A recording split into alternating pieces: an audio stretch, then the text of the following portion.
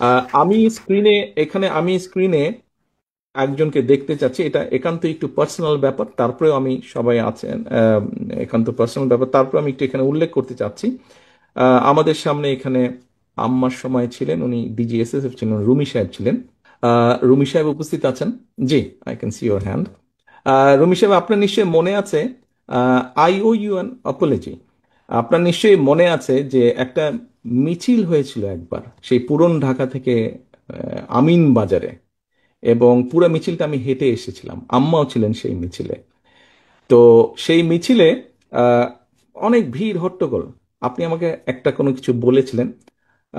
I am very sorry, আমি সেদিন আপনার সাথে একটু রুড ব্যবহার করেছিলাম, কোনো বিভিন্ন সবকিছু মিলে। I am very sorry for that. আমি অনেক দিন চেষ্টা করেছি আপনাকে রিচ করার জন্য, একটু এক্সপ্রেস মাই অ্যাপোলজি, আমি সুযোগ পাইনি, আজকে সুযোগ পেয়েছি।